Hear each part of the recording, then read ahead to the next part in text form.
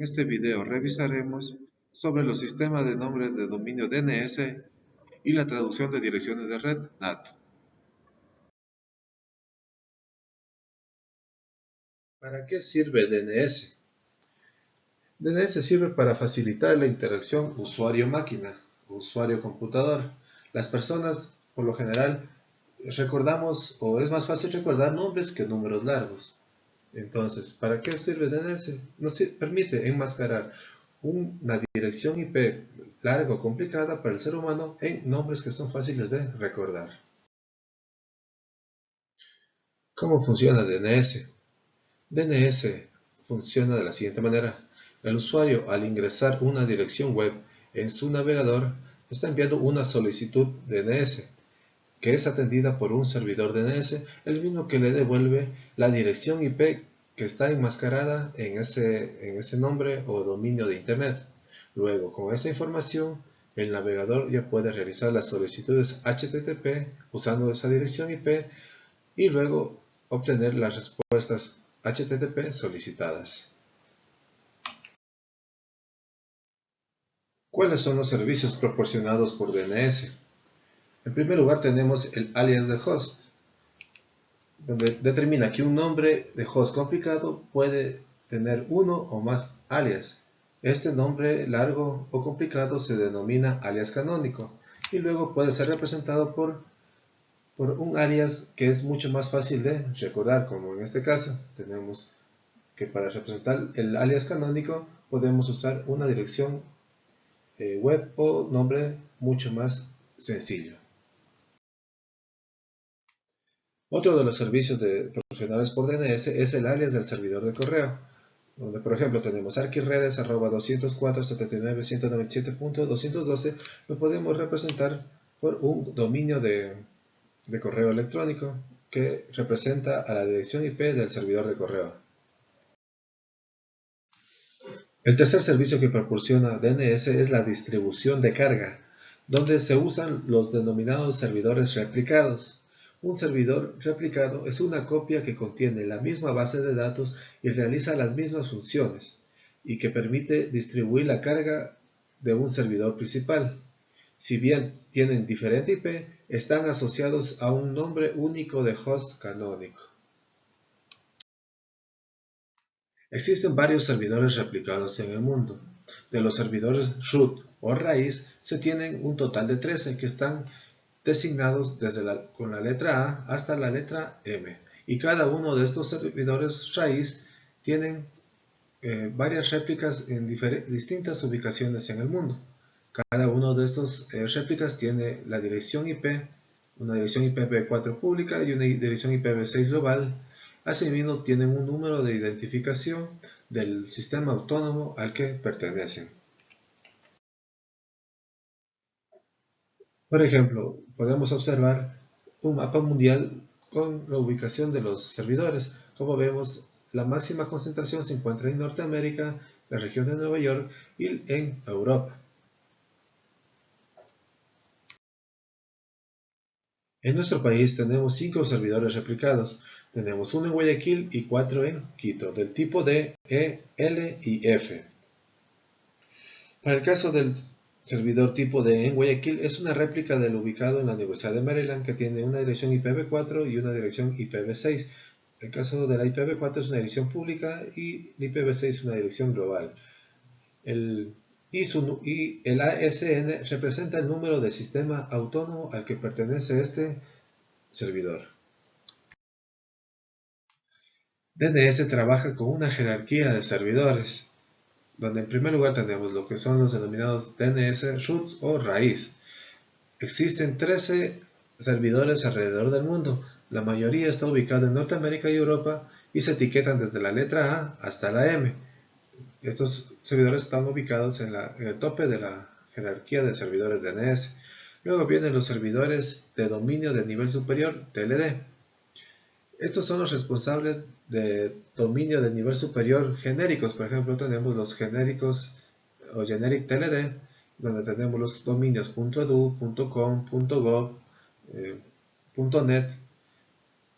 Y esta gestión de este tipo de dominios corre a cargo de organismos internacionales como la Corporación de Internet para la Asignación de Nombres y Números ICANN. Y tenemos también los dominios de orden superior correspondiente a los países o de Country Code TLD. Por ejemplo, tenemos el .us para Estados Unidos, .ca para Canadá y .es para Ecuador. Estos dominios son gestionados por organismos de cada país. Todos los tipos de dominios que existen en el mundo quedan registrados en el IANA, que es el Internet Assigned Number Authority. Otro tipo de servidor es el servidor autorativo o servidor de usuario, donde se registran los nombres de dominio de las empresas y contiene la información DNS de sus sitios. Por ejemplo, sería un servidor que almacena el dominio o tiene información del dominio, por ejemplo, de la página de la UTPL. Otro tipo de servidor DNS que no forma parte de esta arquitectura es el servidor DNS local que tienen los ISPs. Estos servidores DNS local, como vamos a ver más adelante, permiten gestionar todas las peticiones DNS mediante las solicitudes. Todos estos servidores son del tipo Unix y corren la aplicación BIND o BIND. Revisemos cómo funciona la jerarquía de servidores DNS. En primer lugar, al ingresar un dominio al navegador, el usuario está haciendo una petición de la dirección IP de ese dominio a un servidor DNS local, ubicado en un ISP o en un proveedor de servicio. Este servidor DNS local hará una consulta al servidor root sobre la información de los servidores que posean información sobre los dominios.com. Este servidor root a su vez le devolverá la dirección IP de los servidores TLD o servidores de dominio superior. Luego el DNS local le pregunta al servidor de dominio superior TLD sobre qué servidor autorativo posee información sobre el dominio archiredes.com. Este servidor le devuelve la IP de ese servidor autorativo. Luego, el servidor local, el DNS local, hace la consulta a este servidor autorativo de cuál es la IP del dominio www.archiredes.com y este servidor autorativo le responde con la dirección IP. Y con esto el servidor DNS local le puede responder al cliente la dirección IP ya con el nombre resuelto, es decir, ya obtiene la IP pública de ese dominio. Ahora veamos cómo se forman los dominios en la jerarquía de servidores DNS. En primer lugar tenemos el servidor raíz que contiene información sobre los servidores de código de país y luego los servidores de dominios genéricos como .edu, .com o .gov. Luego, el que tiene la información sobre el dominio utpl.edu.es, este servidor autorativo que contiene ese dominio. Y por último tenemos los subdominios o host, que el host sería www.utpl.edu.es.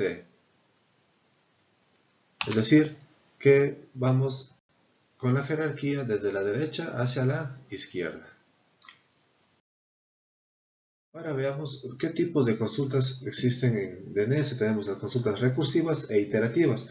Las consultas recursivas son aquellas que realiza un cliente a un servidor DNS para lograr obtener la resolución de nombres. Si el servidor DNS no obtiene esta información, la deberá obtener consultando a otros servidores de nivel superior como raíz, los TLD y los autoritativos. En cambio, las consultas iterativas son realizadas por lo general por un servidor DNS local para poder obtener la mejor información que obtenga el servidor. Por ejemplo, un servidor DNS local le realiza una consulta iterativa al root y este root deberá responder con la mejor información que tiene sin consultar a otros servidores, ya que no tiene otro nivel superior en la jerarquía. Lo mismo, realiza una consulta iterativa al TLD, que este TLD le va a contestar con la mejor información que posee acerca de la consulta. Y el de el autorativo, lo mismo, una consulta iterativa, este servidor le va a responder con la mejor respuesta que tenga este servidor. Entonces, es decir, que estas consultas se usan para poder obtener información de otros servidores en la jerarquía de DNS.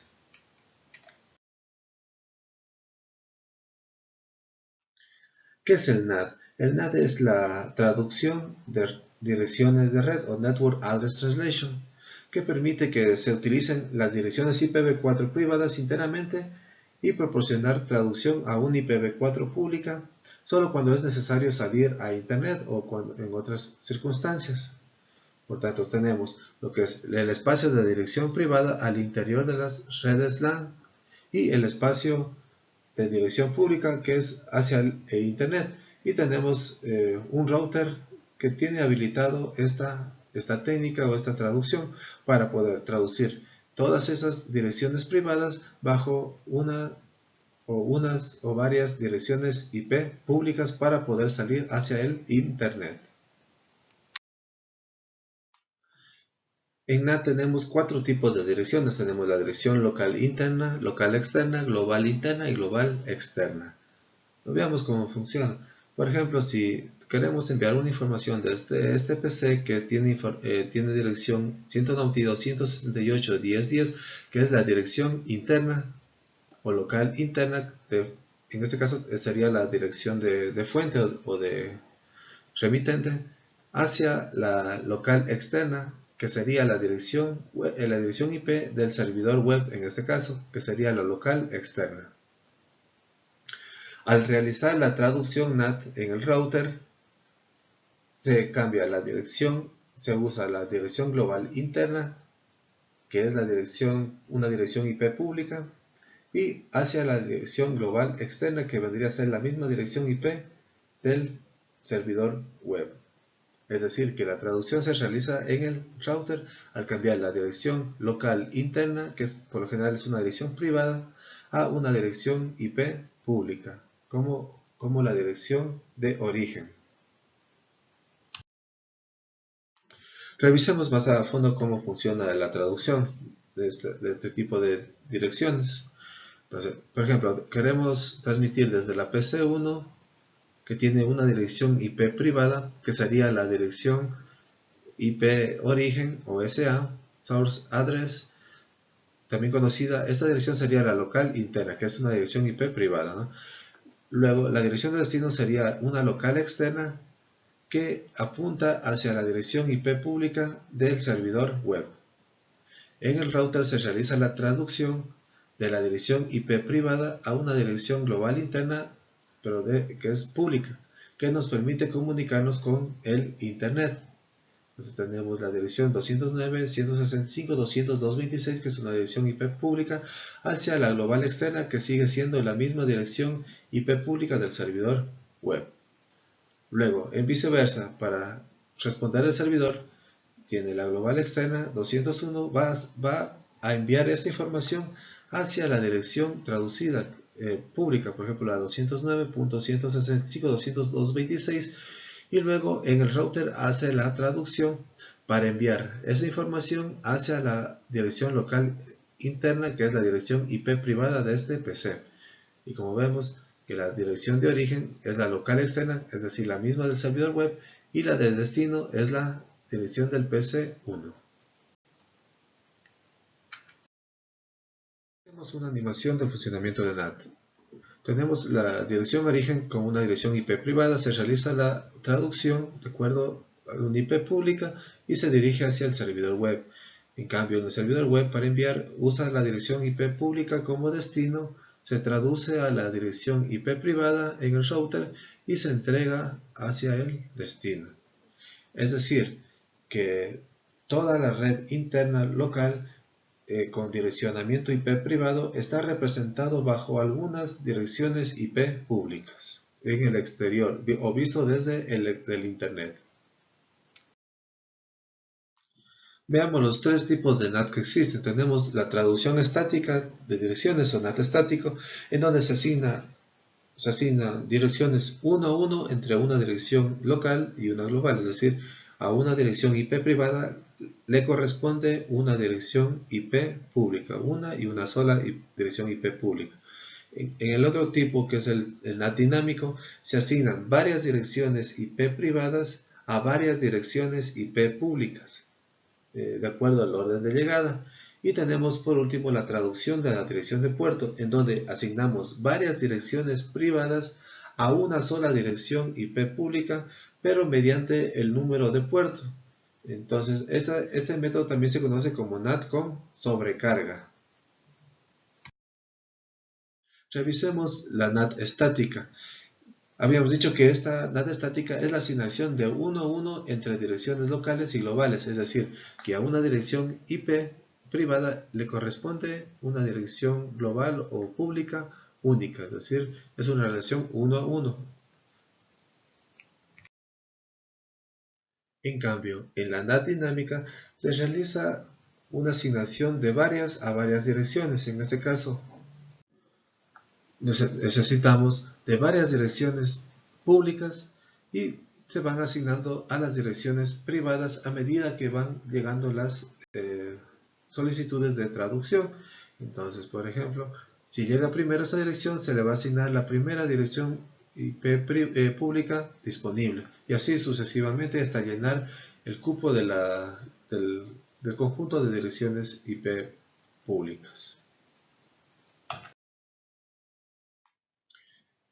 En cambio, en la traducción de dirección del puerto o PAT se puede usar varias veces la misma dirección IP pública para traducir mediante el uso de los puertos de las aplicaciones. Por ejemplo, tenemos lo que es este ejemplo, donde podemos ver que se usa la misma dirección IP pública, pero solo vamos cambiando el número de puerto. Esto nos permite ahorrar el número de direcciones públicas. Este también se conoce como NAT con sobrecarga.